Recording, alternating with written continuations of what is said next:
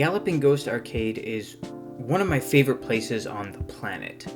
As a kid, I grew up entranced by video game arcades, and as an adult and now a game designer, I've only grown more enamored by their design, their artistic concept, music, sound, and really just the pure experience of it all.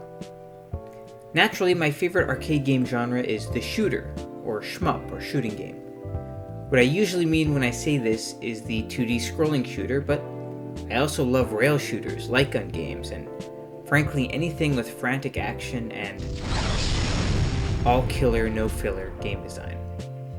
Now, pre-pandemic, I was lucky enough to usually get to visit Galloping Ghost at least once a year. But in the time between my last visit and now, I've become much more in tune with the communities of people who also love shooting games. It's with this lens that I'd like to pose the question: is a trip to Illinois worth it for Galloping Ghost alone? The answer is not a straightforward one. I want to make it clear for Shmup fans what you are getting into and what to expect. I've had the privilege of visiting game centers and arcades around the world, and there are Shmup fans all over the world, so it's worth getting a lowdown on how things fare here if you plan on visiting Galloping Ghost to take their Shmup collection for a spin. Now, I was only here for a few hours, and by no means am I an expert on every game available. I didn't even get to play them all, but I can show the current state of the machines and give some notes about the machines I did sit down and play. Now, to start, the first thing worth mentioning about a visit to Galloping Ghost is that it costs $25 to enter, and all the games are set to free play. You can pay a little more and also get access to their pinball arcade, but I didn't have the time to see both. So right off the bat, there is one massive thing worth mentioning, and that is that none, and I do mean none, of the shmups available in this arcade have any kind of autofire setup at all. That might be a bit of a shock to those of us coming from Japanese game centers, but this is true for every game. Even if a game has dip switch settings to enable autofire, none of them have been activated, and none of them have external autofire buttons to help. Frankly, this is a real disappointment for me. For some games, like Darius Gaiden, the game is perfectly playable without autofire for sure, but the standard set in Japanese arcades and home console ports is for it to have 30Hz autofire, and one if not two buttons. But for a game like, G Darius or the original Darius, this becomes much more problematic. I've actually performed a clear of G Darius at Galloping Ghost on their cabinet without autofire, and I will say that my hand hurt so much from doing so I had to stop playing other shooting games and switch over to driving games to recover for an hour. I tried all the heavy hitters like Battle Garega, Doronpachi, Mushihime-sama, and many others, and they all require manual fire. So keep this in mind as a warning if you intend to come here and try to set some scores. You're going to need to play with manual fire, like it or not. My hope is that someday Galloping Ghost will take some of this feedback into account and modify the machines to meet community requests, but I'm not hopeful, as it would be a pretty extensive rework of their cabinets, and they have a lot of cabinets. Adding to this no-turbo pain is that every game is running on an American-style cabinet with very few exceptions. There are no candy caps here. This means concave buttons, bat-top sticks, and standing cabinets. Personally, I've got no issue with bat-top sticks and American buttons at all, but manual tapping at a cabinet with my hands at waist height is really uncomfortable. There are bar stools around you can grab and use, but depending on the cab, your seat might be too tall or short, and there's not much you can do about that.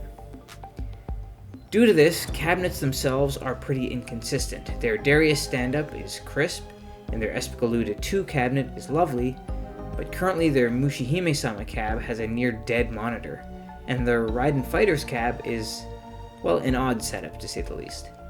But what about the working quality of the machines? Well, on this front, I'm very happy to report that the cabinets I played, the vast majority were in good working order. The only real downer is that their Darius Burst cabinet is simply not in working condition.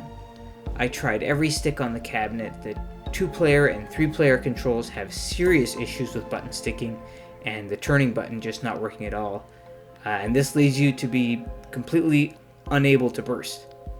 The 4-player stick works the best of all of them, but after playing for a while, the burst button simply stopped working.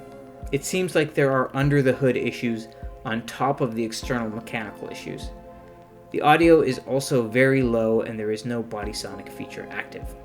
It's a shame that one of the newest and most impressive shmup cabinets they have is simply unplayable in its current state.